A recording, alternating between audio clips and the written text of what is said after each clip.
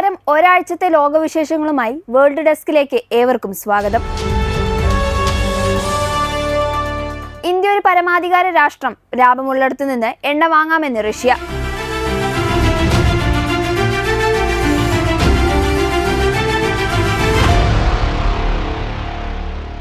India ഒരു പരമാധികാര രാഷ്ട്രമാണെന്നും ലാഭം കിട്ടുന്ന രാജ്യത്ത് നിന്ന് എണ്ണ വാങ്ങാൻ അവർക്ക് സ്വാതന്ത്ര്യമുണ്ടെന്നും ക്രെംലിൻ വക്താവ് ദിമിത്രി പെസ്കോവ് പറഞ്ഞു. സ്വന്തം സാമ്പത്തിക താൽപര്യങ്ങൾ സംരക്ഷിക്കുന്ന നയങ്ങളിൽ ഇന്ത്യ ഉറച്ചു നിൽക്കുമെന്ന് റഷ്യയ്ക്ക് വിശ്വാസമുണ്ടെന്നും അദ്ദേഹം പറഞ്ഞു. So we're looking forward for possibilities, despite everything, to ensure our right of selling oil and to ensure a right of those who want to purchase oil to ensure the right to buy our oil. So, and we are working on creating a necessary environment for ensuring these rights. This is what I can tell you. Thank you.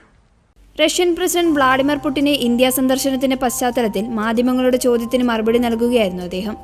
ഇന്ത്യയുടെ വിശ്വസ്തരായ ഊർജ്ജ വിതരണക്കാരായി Russia തുടരുമെന്ന് പ്രധാനമന്ത്രി നരേന്ദ്രമോദിയുമായുള്ള കൂടിക്കാഴ്ചയ്ക്ക് ശേഷം Putin പറഞ്ഞിരുന്നു. ഉപരോധങ്ങളെ അതിജീവിക്കുന്ന കാര്യത്തിൽ റഷ്യയ്ക്ക് ദീർഘകാല അനുഭവ സമ്പത്തുണ്ടെന്നും ഇന്ത്യ തയ്യാറാണെങ്കിൽ അസംസ്കൃത എണ്ണ വിതരണം ചെയ്യാൻ റഷ്യ മാർഗങ്ങൾ കണ്ടെത്തുമെന്നും പുടിന്റെ സാമ്പത്തിക ഉപദേഷ്ടാവ് മാക്സിം ഒറേഷിൻ പറഞ്ഞു. റഷ്യയിൽ നിന്ന് എണ്ണ വാങ്ങി യുക്രൈൻ യുദ്ധത്തെ സഹായിക്കുകയാണെന്ന് ആരോപിച്ച് ഇന്ത്യക്ക് US 25% പിഴച്ചുങ്കം ഏർപ്പെടുത്തിയിരുന്നു. മാത്രമല്ല, റഷ്യയുമായുള്ള എണ്ണ വ്യാപാരം അവസാനിപ്പിക്കണമെന്ന് ഇന്ത്യയോട് നിരന്തരം ആവശ്യപ്പെടുന്നുമുണ്ട്. അതിനിടെ റഷ്യയിൽ നിന്ന് ആണവശക്തി ഉപയോഗിച്ച് പ്രവർത്തിക്കുന്ന അന്തർവാഹിനി പാട്ടത്തിനെടുക്കാൻ ഇന്ത്യ ഒരുങ്ങുന്നു. 36 വർഷം പഴക്കമുള്ള അഗുല ക്ലാസിൽപ്പെട്ട K-39 ബാസിക് അന്തർവാഹിനിയാണ് ഇന്ത്യൻ നാവികസേന വാങ്ങുന്നത്. വലിയ രൂപമാറ്റം വരുത്തി INS ചക്ര 3 എന്ന പേരിൽ 2028ഓടെ ഇത് കമ്മീഷൻ ചെയ്യുമെന്നാണ് റിപ്പോർട്ടുകൾ. 2019 ഇത് സംബന്ധിച്ച $300 കോടി 10 വർഷത്തെ പാട്ടക്കരാറിൽ ഇന്ത്യയും റഷ്യയും ഒപ്പിട്ടത്. 2025 അന്തർവാഹിനി ഇന്ത്യക്ക് കൈമാറാനാണ് നേരത്തെ തീരുമാനിച്ചിരുന്നുവെങ്കിലും രൂപമാറ്റം വരുത്താനുള്ള പ്രക്രിയകളും ആഗോളതലത്തിലുള്ള ഉപരോധങ്ങളും അത് വൈകിപ്പിക്കുകയായിരുന്നു. ഇന്ത്യൻ നാവികസേനാംഗങ്ങൾക്ക് പരിശീലനം നൽകുക, ആണവ എഞ്ചിൻ ഉപയോഗിച്ച് പ്രവർത്തിക്കുന്ന അന്തർവാഹിനികൾ കൈകാര്യം ചെയ്യാൻ പരിശീലനം നൽകുക എന്നീ ലക്ഷ്യമിട്ടുള്ളതാണ് കരാർ. അതിലെ വ്യവസ്ഥ പ്രകാരം അന്തർവാഹിനിയെ യുദ്ധമുഖത്ത് വിന്യസിക്കാനോ ആക്രമണങ്ങളിൽ ഉപയോഗിക്കാനോ ആണവ യുദ്ധങ്ങളെ പ്രതിരോധിക്കാൻ ലക്ഷ്യമിട്ട് നടത്തുന്ന രഹസ്യ പെട്രോളിങ്ങിന് ഉപയോഗിക്കാനോ പാടില്ല. കൂടാതെ ദീർഘദൂര ആണവ മിസൈലുകൾ അന്തർവാഹിനിയിൽ സജ്ജീകരിക്കാൻ പാടില്ല എന്നും നിഷ്കർഷിക്കുന്നു. പുനർരൂപകൽപ്പന പൂർണ്ണമായും റഷ്യയിൽ നടത്തണമെന്നുണ്ട്. അതേസമയം ഇന്ത്യയുടെ ആശയവിനിമയ ഉപാധികളും സെൻസറുകളുമെല്ലാം അതിൽ സജ്ജീകരിക്കാനാകും. റഷ്യയിൽ നിന്ന് ഇന്ത്യ വാടകയ്ക്കെടുക്കുന്ന 3ാമത്തെ ആണവ അന്തർവാഹിനിയാണിത്. 1988 മുതൽ 1991 വരെ ഇന്ത്യൻ നാവികസേനയുടെ ഭാഗമായ INS ചക്ര 1 ആണ് ആദ്യത്തേത്. 2012 മുതൽ 2021 വരെ ഉപയോഗിച്ച INS ചക്ര 2 ഉപയോഗിച്ചിരുന്നു. നിലവിൽ ഡീസൽ, ഇലക്ട്രോണിക് എഞ്ചിനുകളും ഉപയോഗിച്ച് പ്രവർത്തിക്കുന്ന 17 അന്തർവാഹിനികൾ ഇന്ത്യൻ നേവി ഉപയോഗിക്കുന്നുണ്ട്.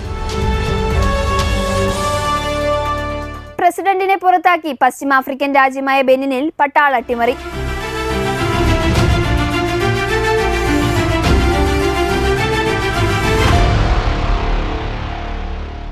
പ്രസിഡന്റ് പാട്രിക് ടിയോണെ പുറത്താക്കിയാണ് പട്ടാളം അധികാരം പിടിച്ചത്. ദേശീയ ടെലിവിഷനിലൂടെയാണ് മിലിറ്ററി കമ്മിറ്റി ഫോർ റീഫൗണ്ടേഷൻ എന്ന പേരിലുള്ള സൈനിക ഉദ്യോഗസ്ഥരുടെ സംഘം അട്ടിമറി വിവരം രാജ്യത്തെ അറിയിച്ചത്. ഭരണഘടന റദ്ദാക്കിയതായും എല്ലാ കരവ്യോമ അതിർത്തികളും അടച്ചതായും സൈന്യം അറിയിച്ചു. ഭരണസിരാ കേന്ദ്രവും പ്രസിഡന്റിന്റെ കൊട്ടാരവും സ്ഥിതി ചെയ്യുന്ന ടെക്നോവിൽ നിന്ന് വെടിയൊച്ചകൾ കേട്ടതായി ബെനിനിലെ ഫ്രഞ്ച് സ്ഥാനപതികാരിയാലയം പറഞ്ഞു. അതേസമയം പ്രസിഡന്റ് സുരക്ഷിതനാണെന്നും പട്ടാളത്തിലെ ചെറിയ വിഭാഗം വരുന്ന വിമത ഗ്രൂപ്പാണ് TVയിൽ പ്രത്യക്ഷപ്പെട്ടതെന്നും അവർക്ക് സൈന്യത്തിലെ ഭൂരിപക്ഷത്തിന് പിന്തുണയില്ലെന്നും പ്രസിഡന്റിന്റെ അനുയായികൾ അറിയിച്ചു. അട്ടിമറി ശ്രമം പരാജയപ്പെട്ടുവെന്ന് ആഭ്യന്തരമന്ത്രി പറഞ്ഞു. സ്ഥിതിഗതികൾ നിയന്ത്രണ വിധേയമാണെന്നും ഭൂരിപക്ഷം സൈനികരും സർക്കാരിനോട് കൂറുള്ളവരാണെന്നും വിദേശകാര്യമന്ത്രി പറഞ്ഞു. അതേസമയം പ്രസിഡന്റ് എവിടെയാണ് ഉള്ളതെന്ന കാര്യം വ്യക്തമല്ല. കൊഡോണുവിലെ തെരുവുകളെല്ലാം സൈന്യം ഏറ്റെടുത്തെന്നാണ് റിപ്പോർട്ടുകൾ. ആഫ്രിക്കൻ ഭൂഖണ്ഡത്തിലെ താരതമ്യേന സുസ്ഥിരമായ ജനാധിപത്യമുള്ള രാജ്യമാണ് നൈജറും ബുർക്കിന ഫാസോയുമായി അതിർത്തി പങ്കിടുന്ന ബെനിൻ. ലോകത്തെ ഏറ്റവും ദരിദ്ര രാജ്യങ്ങളുടെ പട്ടികയിലുണ്ട്. ഭൂഖണ്ഡത്തിലെ ഏറ്റവും വലിയ പരുത്തി ഉൽപാദകരുമാണ്. 10 വർഷമായി അധികാരത്തിലിരിക്കുന്ന 67കാരനായ ടാലോണിന്റെ കാലാവധി ഏപ്രിൽ തീരാനിരിക്കുകയാണ്. പട്ടിണി, ദാരിദ്ര്യം, ഭീകര സംഘങ്ങളുടെ പിടിമുറുക്കൽ എന്നിവയാൽ ഏറെ അസ്വസ്ഥരായ രാഷ്ട്ര സാഹചര്യമുള്ള ആഫ്രിക്കൻ ഭൂഖണ്ഡത്തിൽ പട്ടാള അട്ടിമറികൾ തുടർക്കഥയാണ്. 5 വർഷത്തിനിടെ ഏതാണ്ട് 10ഓളം അട്ടിമറികളാണ് ഉണ്ടായത്. ഹമാസിനെ ഭീകര സംഘടനയായി പ്രഖ്യാപിക്കണമെന്ന് ഇന്ത്യയോട് ഇസ്രായേൽ.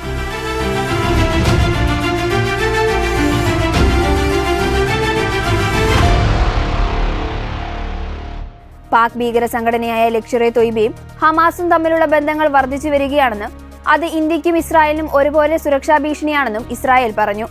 ഹമാസ് പോലുള്ള സംഘടനകളെ ഭീകര സംഘങ്ങളായി പ്രഖ്യാപിക്കാൻ ഇന്ത്യ തയ്യാറാകണം.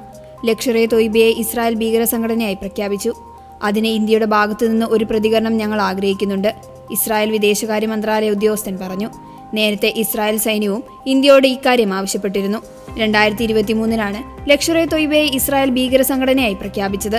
ഇസ്രായേലിനെ പോലെ തന്നെ ഹമാസ് ഇന്ത്യക്കും സുരക്ഷാ ഭീഷണിയാകുന്നതാണെന്നാണ് അറിയിപ്പ്. ഇന്ത്യക്കും ഇസ്രായേലിനും ഒരു പൊതുശത്രുവുണ്ട്. നമ്മൾ ആരെയാണ് നേരിടുന്നത് എന്നതിനെക്കുറിച്ച് വ്യക്തമായ ഒരു പ്രസ്താവന ഉണ്ടാകുന്നത് നല്ലതായിരിക്കുമെന്നും അദ്ദേഹം പ്രതികരിച്ചു. ആഗോള ക്രിമിനൽ ശൃംഖലകളെ ഉപയോഗിച്ച് ഇറാൻ ആക്രമണങ്ങൾ നടത്തുന്നെന്നും ലഷ്കർ ഇ തൊയ്ബയോടക്കം ഹമാസ് ബന്ധം ശക്തിപ്പെടുത്തുന്നതെന്നും ഗൗരവകരമാണെന്നും അദ്ദേഹം ചൂണ്ടിക്കാട്ടി. ഗാസയിൽ യുദ്ധത്തിന്റെ ഇരകൾക്ക് സഹായം എത്തിക്കുന്ന UNRWAയ്ക്ക് സഹായം നൽകുന്ന ഇന്ത്യ നിർത്തണമെന്നും ആവശ്യമുണ്ട്. 2024-25 ഇന്ത്യ ഈ UN ഏജൻസിക്ക് $50 ലക്ഷം സഹായം നൽകിയിരുന്നു. പുതിയ തീരുവ മുന്നറിയിപ്പുമായി അമേരിക്കൻ പ്രസിഡന്റ് ഡൊണാൾഡ് ട്രംപ്.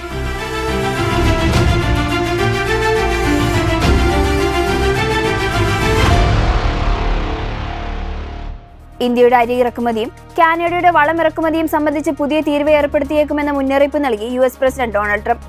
ഇരു രാജ്യങ്ങളുമായുള്ള വ്യാപാര ചർച്ചകൾ കാര്യമായി പുരോഗതിയില്ലാതെ തുടരുന്നതിനിടയിലാണ് ട്രംപിന്റെ പുതിയ മുന്നറിയിപ്പ്. And so we'll end up putting very severe tariffs on that if we have to, because that's the way you want to bolster here, and we can do it here. We can all do that here. But I would say what you do, you put very severe tariffs on from coming into other countries. You'll be making your own fertilizer very soon. അതേസമയം അമേരിക്കയിലെ കർഷകർക്ക് വേണ്ടി കോടിക്കണക്കിന് ഡോളറിന്റെ സഹായ പാക്കേജും അദ്ദേഹം പ്രഖ്യാപിച്ചു. ഇന്ത്യ അടക്കമുള്ള ഏഷ്യൻ രാജ്യങ്ങളിൽ നിന്നുള്ള ഇറക്കുമതി അമേരിക്കൻ ഉൽപ്പാദകരെ പ്രതിസന്ധിയിലാക്കുന്നുവെന്ന് ട്രംപ് ആരോപിച്ചു. അമേരിക്കയിലെ ഉൽപ്പാദകരെ സംരക്ഷിക്കാൻ തീരുവകൾ കർശനമായി ഉപയോഗിക്കാനാണ് തന്റെ ഉദ്ദേശമെന്ന് അദ്ദേഹം ആവർത്തിച്ചു. ഇറക്കുമതി ടാക്സുകളിലൂടെ ലഭിക്കുന്ന വരുമാനം ഉപയോഗിച്ച് അമേരിക്കൻ കർഷകർക്ക് $12 ബില്യൺ സാമ്പത്തിക സഹായം നൽകുമെന്നും ട്രംപ് വ്യക്തമാക്കി. കർഷകരുടെ സാമ്പത്തിക സ്ഥിരത നിലനിർത്താൻ ഈ പുതിയ സഹായം അത്യാവശ്യമാണെന്ന് അദ്ദേഹം പറഞ്ഞു. കർഷകർ നാടിന്റെ അവിഭാജ്യമായ ഘടകമാണ്, അമേരിക്കയുടെ നട്ടെല്ലാണെന്നും അദ്ദേഹം പറഞ്ഞു. അമേരിക്കയിലെ കൃഷിയെ പുനരുജ്ജീവിപ്പിക്കാനുള്ള തന്റെ തന്ത്രത്തിന്റെ കേന്ദ്ര ബിന്ദുവാണ് തീരുവ സമ്മർദ്ദമെന്നും ട്രംപ് വ്യക്തമാക്കി. യോഗത്തിൽ അരി ഇറക്കുമതിയെക്കുറിച്ചുള്ള വിശദമായ ചർച്ചകൾക്കിടെയാണ് ഇന്ത്യ ഒരു പ്രധാന ഉദാഹരണമായി ഉയർന്നു വന്നത്.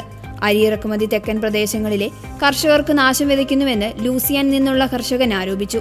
അമേരിക്കയിലെ റിട്ടെയിൽ അരി വിപണിയിൽ മുന്നിലുള്ള ഏറ്റവും വലിയ 2 ബ്രാൻഡുകളും ഇന്ത്യൻ സ്ഥാപനങ്ങളുടേതാണെന്ന് അദ്ദേഹം പറഞ്ഞു. ശരി, അതിന്റെ കാര്യം ഞങ്ങൾ നോക്കിക്കൊള്ളാം. അത് പരിഹരിക്കാൻ വളരെ എളുപ്പമാണ്.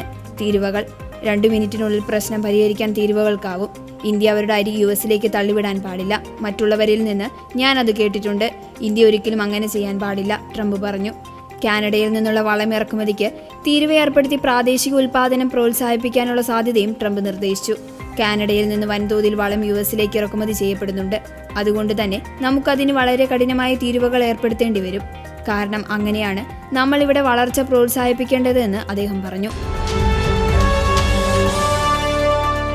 സമാധാന പദ്ധതി യുക്രൈൻ പ്രസിഡന്റ് അംഗീകരിച്ചില്ല എന്ന് ഡൊണാൾഡ് ട്രംപ്.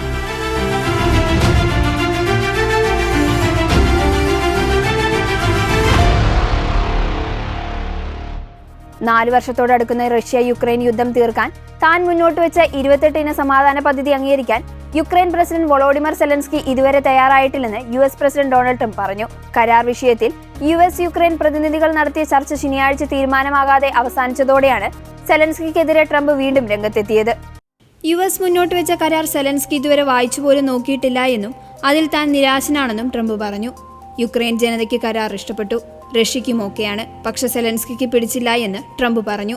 യുക്രൈന്റെ പ്രധാന വ്യവസായ മേഖലയായ ഡോൺബാസ് റഷ്യയ്ക്ക് വിട്ടുകൊടുക്കാൻ സെലൻസ്കിയും സഖ്യകക്ഷികളായ യൂറോപ്യൻ രാജ്യങ്ങളും സമ്മതിക്കാത്തതാണ് കരാർ അനിശ്ചിതത്തിലാക്കാൻ കാരണം. ഈ പ്രദേശം കൈമാറണമെന്ന ട്രംപിന്റെ പദ്ധതിയിലെ വ്യവസ്ഥ റഷ്യയ്ക്ക് ആധികാരിക യുദ്ധവിജയം നൽകുമെന്ന് അവർ ആരോപിച്ചു. അതേസമയം യുക്രൈൻ പ്രദേശങ്ങൾ നൽകിയാലേ യുദ്ധം നിർത്താവൂന്ന കടുംപിടുത്തത്തിലാണ് റഷ്യ. അതിനിടെ യുക്രൈന് പൂർണ്ണ പിന്തുണ അറിയിച്ച് യൂറോപ്യൻ രാജ്യങ്ങൾ രംഗത്തെത്തി. ട്രംപിന്റെ സമാധാന പദ്ധതിയെക്കുറിച്ച് തിങ്കളാഴ്ച ലണ്ടനിൽ ബ്രിട്ടീഷ് പ്രധാനമന്ത്രി Keir Starmer, French president Emmanuel Macron, German chancellor Fred മെത്തൻസ് എന്നിവർ സെലൻസ്കിയുമായി ചർച്ച നടത്തി. കരാറിലെ നിർദ്ദേശങ്ങളിന്മേൽ മെത്തൻസ് സംശയം ഉന്നയിച്ചു.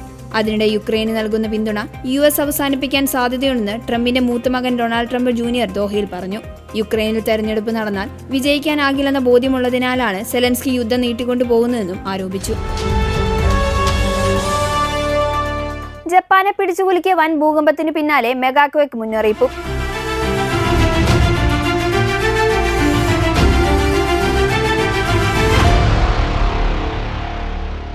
തിങ്കളാഴ്ച രാത്രി ജപ്പാന്റെ വടക്കുകിഴക്കൻ തീരത്തുനിന്ന് 80 കിലോമീറ്റർ അകലെ 7.6 തീവ്രത രേഖപ്പെടുത്തിയ ഭൂകമ്പത്തിന് പിന്നാലെ ആശങ്ക പടർത്തി മെഗാക്വേക്ക് മുന്നറിയിപ്പും. ഭൂകമ്പത്തെ തുടർന്ന് 40 മുതൽ 50 സെന്റിമീറ്റർ ഉയരത്തിൽ സുനാമി തിരമാലകൾ കരയിലേക്ക് ആഞ്ഞടിച്ചതിന് പിന്നാലെയാണ് 8 മുകളിൽ തീവ്രത രേഖപ്പെടുത്തുന്ന മെഗാക്വേക്കിനും സാധ്യതയുള്ളതായി മുന്നറിയിപ്പ് നൽകിയത്. കഴിഞ്ഞ ദിവസം നടന്ന ഭൂകമ്പത്തിന് പിന്നാലെ നിരവധി പേരെയാണ് അധികൃതർ ഒഴിപ്പിച്ചത്. സുനാമി മുന്നറിയിപ്പുകൾ പിൻവലിച്ചുവെങ്കിലും വരും ദിവസങ്ങളിൽ കൂടുതൽ ഭൂകമ്പങ്ങൾക്ക് സാധ്യതയുണ്ടെന്നാണ് റിപ്പോർട്ട്. ജപ്പാൻ കാലാവസ്ഥാ ഏജൻസിയായ JMA ആണ് മെഗാക്വേക്ക് സംബന്ധിച്ച് മുന്നറിയിപ്പ് നൽകിയത്. ഉടൻ ഒരു മെഗാക്വേക്കിന് സാധ്യതയില്ലെങ്കിലും ജപ്പാൻ മേഖലയിൽ ഒരു ഭീമൻ മെഗാക്വേക്ക് സംഭവിക്കാനുള്ള സാധ്യത മുൻപുള്ളതിനേക്കാൾ കൂടുതലാണെന്ന് മുന്നറിയിപ്പിൽ പറയുന്നു.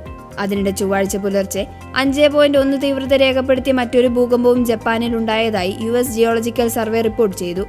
ഹോൻജായിൽ നിന്ന് ഏകദേശം 122 കിലോമീറ്റർ തെക്ക് 35 കിലോമീറ്റർ താഴ്ചയിലാണ് ഭൂകമ്പം ഉണ്ടായത്. 8 മുകളിൽ തീവ്രത രേഖപ്പെടുത്തുന്ന ശക്തിയേറിയ ഭൂചലനത്തെയാണ് മെഗാക്വേക്ക് എന്നതുകൊണ്ട് അർത്ഥമാക്കുന്നത്. ഇത്തരം വിനാശകരമായ ഭൂകമ്പങ്ങൾ വിരളമായി മാത്രമേ സംഭവിക്കാറുള്ളൂ എങ്കിലും വലിയ സുനാമികൾക്ക് ഇത് കാരണമാകാറുണ്ട്. മെഗാക്വേക്കിനെ തുടർന്ന് ടെക്ടോണിക് പ്ലേറ്റുകൾക്കിടയിൽ വലിയ സമ്മർദ്ദം സംഭവിക്കുകയും ഇത് ശക്തിയേറിയ ഭൂകമ്പത്തിന് കാരണമാകുകയും ചെയ്യുന്നു. 1960 ചിലെ ഭൂകമ്പവും 1964 അലസ്ക ഭൂകമ്പവും ഇത്തരം മെഗാക്വേക്കുകൾക്ക് ഉദാഹരണമാണ്.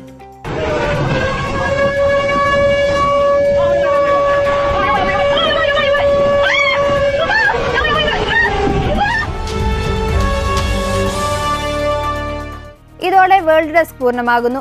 കൂടുതൽ ലോകവിശേഷങ്ങളുമായി അടുത്തയാഴ്ച വീണ്ടും കാണാം. നന്ദി.